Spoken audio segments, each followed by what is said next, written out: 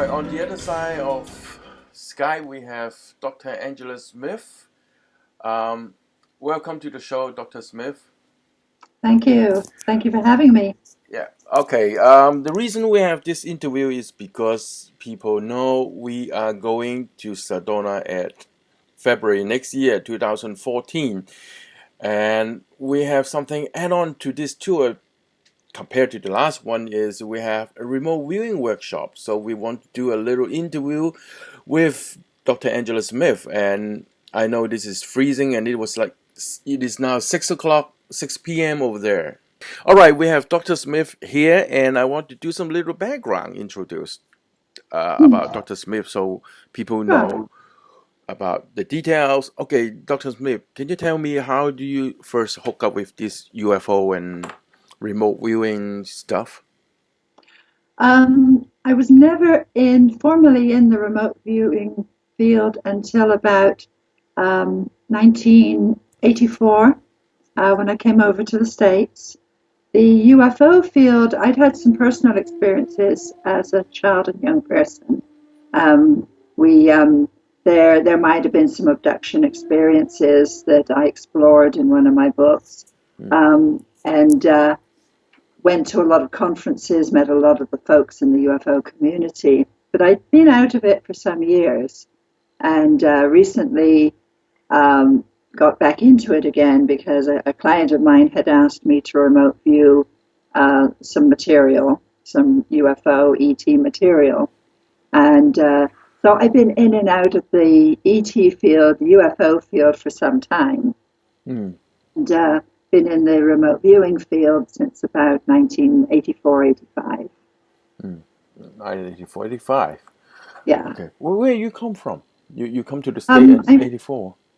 Right. Well, I'm from England originally. All right. Bristol, England, southwest of England.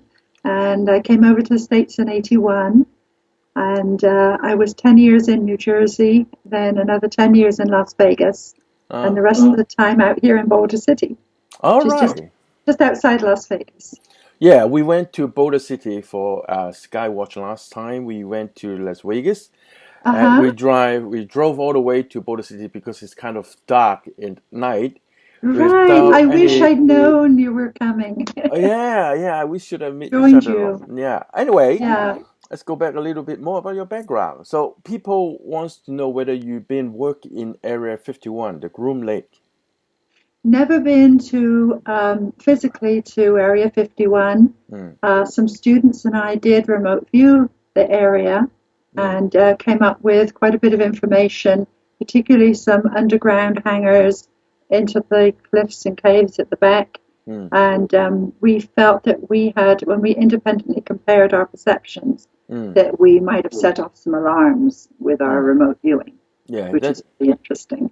Yeah, that is the question I want to ask. You not actually physically been there, but how to set off the alarm.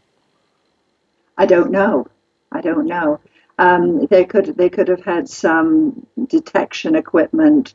I really don't know, but we really felt that there was some detection of our presence, remote viewing presence. Are you saying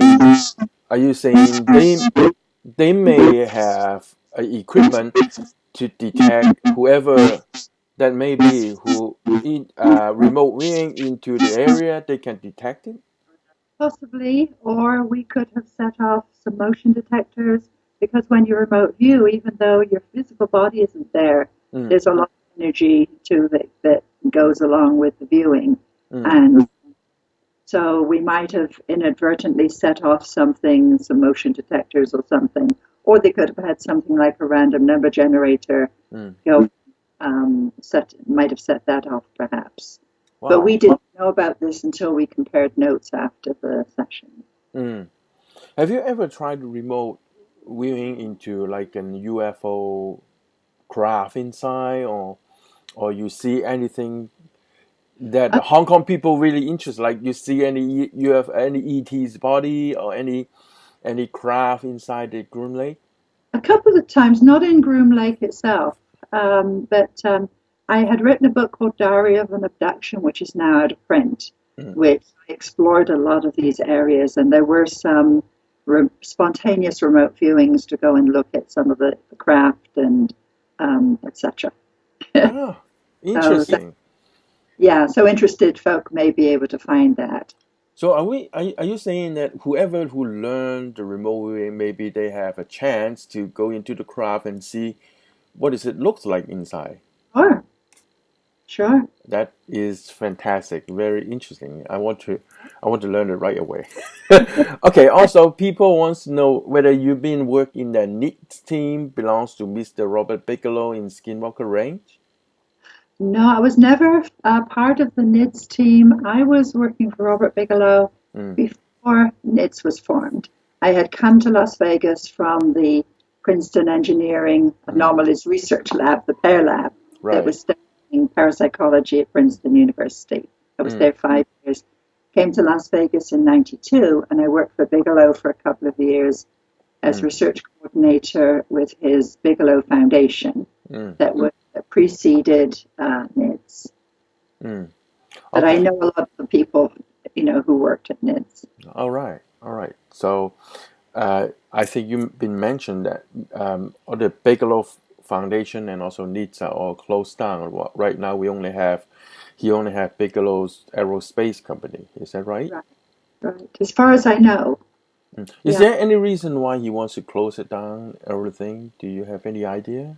I think he's the kind of person that gets a lot of interest in a particular topic and spends a lot of time and a lot of money on one topic and Mm, then moves on to another topic. mm, And I'm glad that he's finally found a topic that really gets his interest. okay.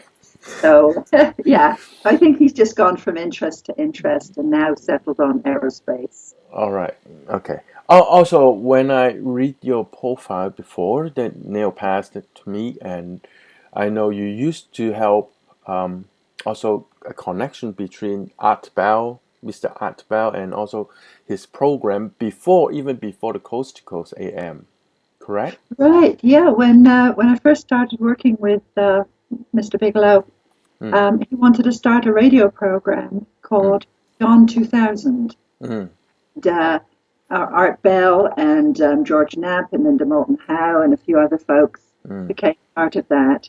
And we ran that for 6 months. We interviewed a whole bunch of people but not just the UFO field, medical alternative field, parapsychology field, and we ran that with Art Bell for 6 months, mm, and then that finished. mm. Mr. But Bigelow went on to something else. that was the program even before Coast to Coast AM? Right, that was Area 2000 that we ran. Ah. Yeah, Okay, so that's interesting to know because yeah, a yeah. lot of Hong Kong people knows about Mr. Art Bao and knows about Coast Mhm. to Coast AM and also the recent program he had, the Dark Matters Yeah, program. People knows about him but don't know about the background story. You used to help to set up some of the program before. right. I set up the interviews and I set up the information for George Knapp and Linda Moulton how to read on the Mm, air. right. And so I was very much behind the scenes Mm, preparing everything. okay. All right. So we know about the tour is going to happen on the end of February the coming year 2014, and you will be one of our guests and teaching us about the remote viewing workshop. Right. Okay, I'm sure in my program some audience know about remote viewing or what exactly that is, but still a lot of people don't know what exactly is remote viewing. Can you give us a clue of what exactly is remote viewing? Right. Well, remote viewing is the ability to perceive objects, people, events, etc., at a distance using something other than the known five senses. Mm, And it ranges from spontaneous remote viewing, where mm, somebody just goes into an altered state of consciousness, stream of consciousness, and gets information, up mm, to a very formal type of remote viewing called controlled remote viewing or the military method. mm, So I'll be teaching a menu of the different methods mm. during our one-day workshop. Okay. You used to work in the military, No, I was like never teaching. military. No, not the military. No, but I did train in remote viewing with two of the ex-military remote viewers, Paul Smith and Linda Cannon. Ah, right. But they had already left the military by the time I took training with them. Oh, okay. Yeah. Because remote viewing is originally a program from is that right? They call SDI. Yeah, Stanford Research Yeah, Institute. Stanford. And yeah, so that was with Ingo Swann and Hal Ingalls Puthoff, one. Russell Targ, Right. and then the military became interested and they took it over and developed it even more and Mm, developed the controlled remote viewing method, mm, which is a very you sit down with a pad of paper and a mm, pen and a protocol and mm. get information. Yeah, that was called controlled remote viewing. Correct. They Right. have paper and they have a protocol. You have to follow exactly the format, Mhm. how to write on the corner, the It has to be coordinate, and very, very standard, very formal, and if you follow the protocol, you get the data. mm, mm. Yeah. But yours slightly different to this way or quite I do similar. all of the methods. You do all of the method. So if someone contacts me and wants a project, I Mm, will start off sometimes what they call blind, which is just with the controlled remote viewing, where right, you don't have any upfront information. right. And then when I get a little bit of feedback, then I'll go to one of the other methods. So I Mm. use various methods. I don't stick to one. So you've been involved into finding missing person? Uh-huh. A lot Yeah. of them, I guess. Um, our most interesting one was a body that was a guy that was shot, a DJ Mm, was shot and dumped overboard off of Catalina Island, mm. off of California. Yeah, Catalina And Islands outside of Los Angeles. right, right. Mm, And his friend didn't know where he was. He'd been missing for about a month. So he contacted our team. I worked with several other viewers, and we were able to describe where he was in the water.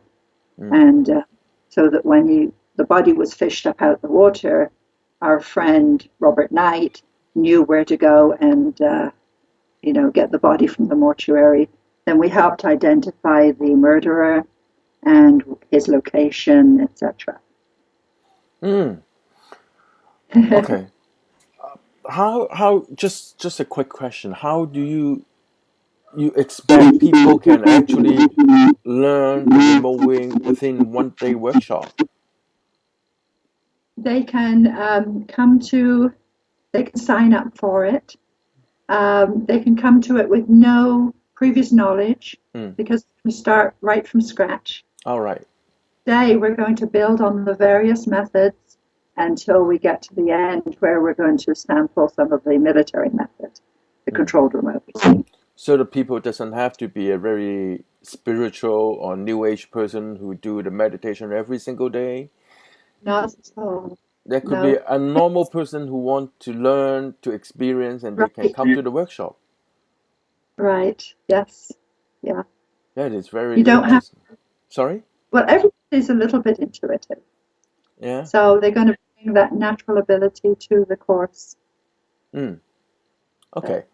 Because some of the Hong Kong audience asked me the remote viewing. They misunderstand the remote viewing with out of body experience, and they were so worried after the remote viewing they won't be able to go back to their body. So I said, no, this uh, is not the case. But if you want to learn, if you want to experience, you have to come to the workshop in Sedona and experience yourself. yes, yeah. Okay, I think they yeah, will surprise themselves. you surprised I themselves. think they surprise themselves. Yeah. All right. Okay.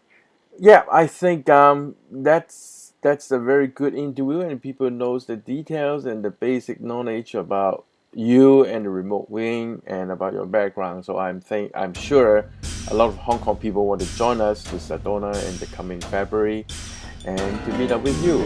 That's okay. That is great. That is perfect.